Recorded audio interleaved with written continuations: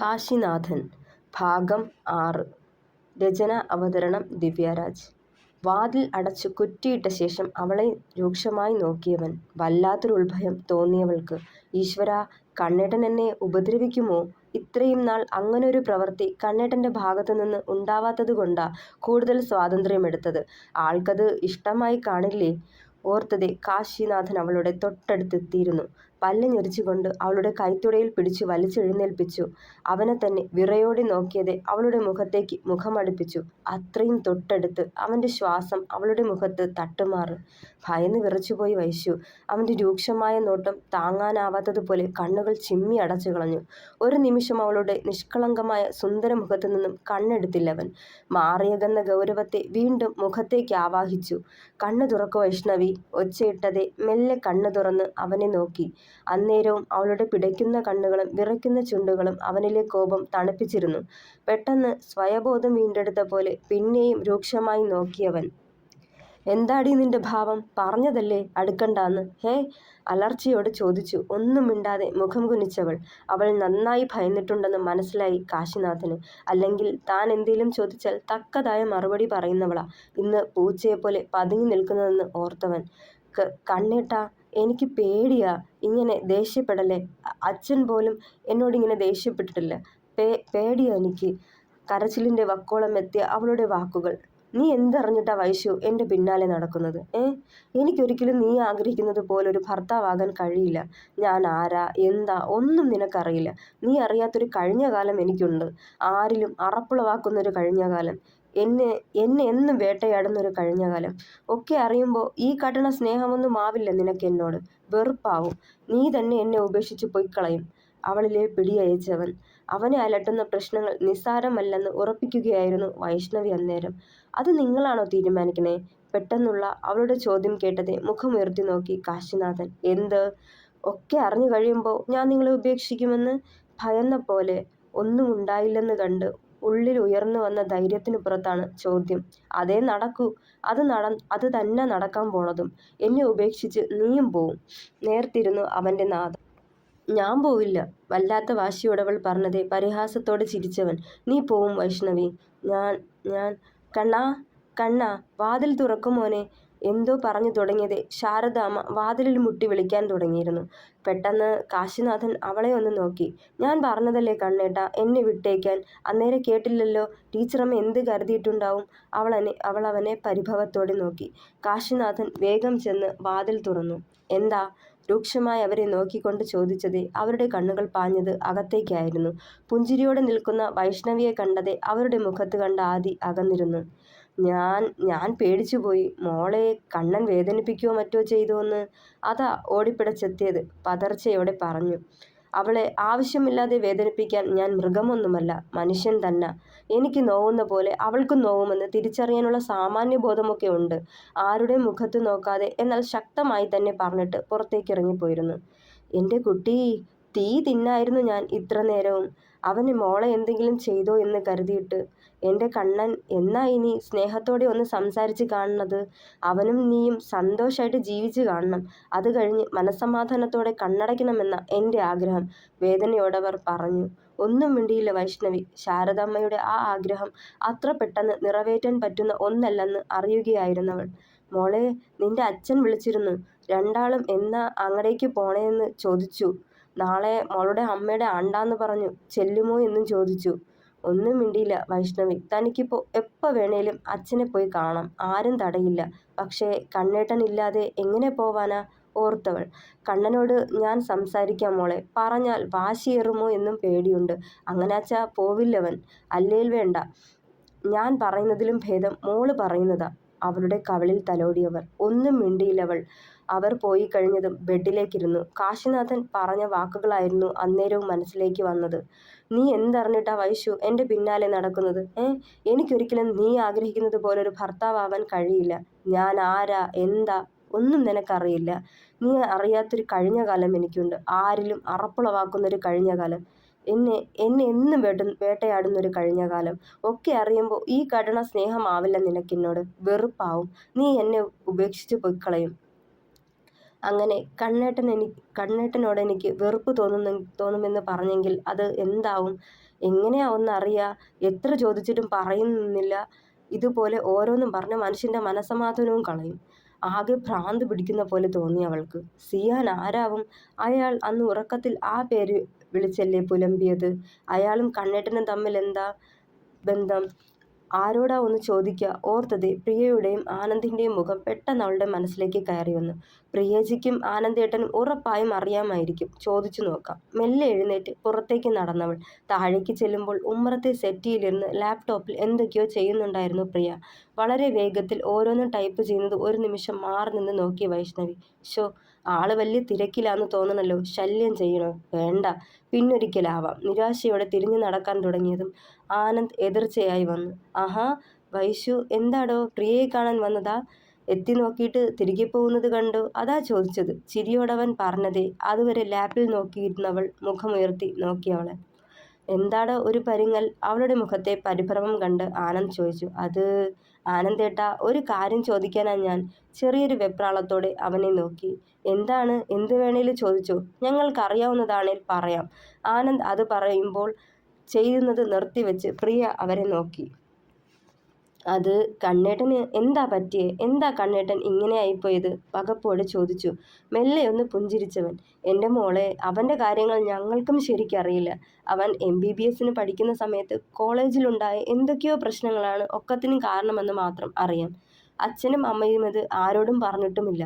ആ സമയത്ത് ഞാൻ പഠനവുമായി ബന്ധപ്പെട്ട് UK-യിലായിരുന്നു. അമ്മയുടെ സ്വഭാവം നിനക്കറിയാലോ, ഒന്നും ചോദിച്ചിട്ട് കാര്യമില്ല. പിന്നെ അവന് അധികം ഫ്രണ്ട്സൊന്നുമില്ലായിരുന്നു. ഒരേ ഒരാൾ മാത്രം, സിയാൻ. അത് പറയുമ്പോൾ വൈഷ്ണവിയുടെ മുഖമൊന്ന് വിടർന്നു. തേടിയത് കണ്ടെത്തിയ പോലൊരു ആകാംക്ഷ അവളുടെ മുഖത്ത് തെളിഞ്ഞു. സിയാൻ, അതാരാ ആനന്ദേട്ടാ? ആകാംക്ഷ ഇടങ്ങാതെ ചോദിച്ചവൾ. സിയാൻ അവൻ്റെ ബെസ്റ്റ് ഫ്രണ്ടാണ്. MBBS അവൻ്റെ ജൂനിയറായിരുന്നു. ഒരു തവണ ഞങ്ങൾ പരിചയപ്പെട്ടിട്ടുണ്ട്. അന്ന് ഒത്തിരി നേരം സംസാരിച്ചു. അവനെ പോലല്ല സിയാൻ. സംസാരിക്കാൻ ഒത്തിരി ഇഷ്ടമുള്ള കൂട്ടത്തിൽ. അവനൊപ്പം ഉണ്ടായിരുന്ന നേരം അത്രയും ഒത്തിരി സംസാരിച്ചത് ഇന്നും ഓർക്കാറുണ്ട്. അയാൾ ഇപ്പോൾ എവിടെയുണ്ടാവും? അറിയില്ല മോളെ, ഞാൻ പറഞ്ഞില്ലേ, അന്ന് കണ്ടു സംസാരിച്ചു.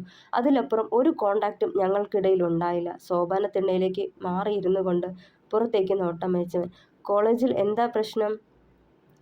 റാഗിങ്ങിനിടെ കാശിക്കെന്തോ പരിക്ക് പറ്റി ഹോസ്പിറ്റലൈസ്ഡായി എന്നാ ഞാൻ അറിഞ്ഞത്. ശരിക്കും എന്താ ഉണ്ടായതെന്ന് അമ്മ പറഞ്ഞില്ല. അത് കഴിഞ്ഞ് ഹോസ്പിറ്റലിൽ നിന്ന് തിരികെ വന്ന് വീണ്ടും പഠനം തുടർന്നവൻ. പിന്നെയുള്ള 2-3 വർഷങ്ങൾ വേറെ പ്രശ്നങ്ങളൊന്നും ഉണ്ടായില്ല. അവൻ പഠനത്തിൽ കോൺസെൻട്രേറ്റ് ചെയ്യാൻ തുടങ്ങി എന്നൊക്കെ അമ്മ പറഞ്ഞിരുന്നു. പിന്നെ 4-ാമത്തെ വർഷം എക്സാം അടുത്ത സമയത്ത് പെട്ടെന്നൊരു ദിവസം എന്നെ വിളിച്ചിട്ട് പറയുക കാശി പഠിപ്പ് നിർത്തിയെന്ന്. എന്താണെന്ന് ചോദിച്ചിട്ട് മറുപടിയില്ലായിരുന്നു. ഒന്ന് ദീർഘമായി നിശ്വസിച്ചവൻ. ആനന്ദേട്ടൻ കണ്ണേട്ടനോട് വിളിച്ചു ചോദിച്ചില്ലേ? MBBS ചേർന്നതിൽ പിന്നെ ഞാനും അവനുമായി ഒരു കോണ്ടാക്റ്റും ഇല്ലായിരുന്നു. അമ്മ അതിന് അനുവദിച്ചില്ല. എന്താ കാര്യമെന്നറിയില്ല. പിന്നെ നാട്ടിൽ വരുമ്പോൾ ഞാൻ കാണുന്നത് ലഹരിക്കടിമയായ കാശിയാണ്. അവളെ തന്നെ ഉറ്റുനോക്കി അവനത് പറയുമ്പോൾ ഞെട്ടലായിരുന്നവൾ. ലഹരിക്കോ? അവളുടെ സ്വരമിടറി. കൊക്കൈൻ പോലുള്ള ഡ്രഗ്സൊക്കെ ഉപയോഗിച്ചിരുന്നവൻ. ഞാൻ വന്നയുടനെ അച്ഛനും ശേഖരമാമയും കൂടി അവനെ ഒരു ഡി-അഡിക്ഷൻ സെൻ്ററിലേക്ക് മാറ്റിയതാ. പോകാൻ കൂട്ടാക്കാതെ ഭ്രാന്ത് പിടിച്ച പോലെ ബഹളം വയ്ക്കുമായിരുന്നവൻ. പിടിച്ചുകൂട്ടി കെട്ടിയ പോലെയാ വലിച്ചിഴച്ച് കൊണ്ടുപോയത്. അവിടെ 6 മാസം വരെ ട്രീറ്റ്മെൻറ്റിലായിരുന്നു. അത് കഴിഞ്ഞ് ഡ്രഗിൽ നിന്നും പൂർണ്ണമായും മോചനം നേടി. പക്ഷേ കുറേ നാൾ കഴിഞ്ഞ് കുടി തുടങ്ങി വെച്ചു. ആര് വിചാരിച്ചിട്ടും അവനെ മാറ്റാൻ കഴിഞ്ഞിരുന്നില്ല. നെടുവീർപ്പിട്ടവൻ. കേട്ടതൊന്നും വിശ്വസിക്കാൻ കൂടി ആവാത്തൊരു മാനസികാവസ്ഥയിലായിരുന്നു വൈഷ്ണവി. എൻ്റെ ദേവി, കണ്ണേട്ടന് ഡ്രഗ്സ് ഉപയോഗിക്കുമായിരുന്നു എന്ന് പറയുമ്പോൾ ഓർത്തിട്ട് തന്നെ കയ്യും കാലും വിറയ്ക്കുക. ഓർത്തവൾ. ആനന്ദേട്ടാ, കുറച്ചു മുന്നേ ഒരു ശേഖരൻ മാമയെപ്പറ്റി പറഞ്ഞില്ലേ? പുള്ളി ആരാണ്? അവൻ്റെ മറുപടിക്കായി കാതോർത്തവൾ. ശേഖരൻ മാമ അമ്മയുടെ നേരെ ആങ്ങളയാ. അതായത് എൻ്റെ അമ്മാവൻ. മാമയായിരുന്നു കാശിയുടെ കോളേജിലെ പ്രിൻസിപ്പൽ. അങ്ങനെയാ അവൻ അഡ്മിഷനൊക്കെ വേഗത്തിൽ നടന്നത്. ഇത്രയൊക്കെ എനിക്കറിയൂ മോളെ. ഇനി എന്തെങ്കിലും അറിയണമെങ്കിൽ അച്ഛനോ അമ്മയോ അതുമല്ലെങ്കിൽ കാശി തന്നെ നാവനക്കണം. ചെറുചിരിയോടെ പറഞ്ഞു. അവളുടെ മുഖത്ത് അതുവരെ കണ്ട പ്രസരിപ്പ് മാറി. ഒത്തിരി പ്രതീക്ഷയോടെയാ ഇവിടേക്ക് വന്നത്. പക്ഷേ വീണ്ടും നിരാശ തന്നെ. അറിയേണ്ടതെല്ലാം അറിയാൻ കഴിഞ്ഞുമില്ല. ഓർത്തവൾ. നിനക്ക് കാശിയുടെ പാസ്റ്റല്ലേ വേണം? നമുക്ക് അന്വേഷിക്കാം. നീ സമാധാനമായിട്ടിരിക്കെ, ഞങ്ങളൊക്കെ ഉണ്ടല്ലോ. പ്രിയ അവളെ സമാധാനിപ്പിച്ചു. മെല്ലെ ഒന്ന് മൂളി വിട്ടു വൈഷ്ണവി. കണ്ണ് നിറഞ്ഞുപോയി അവളുടെ.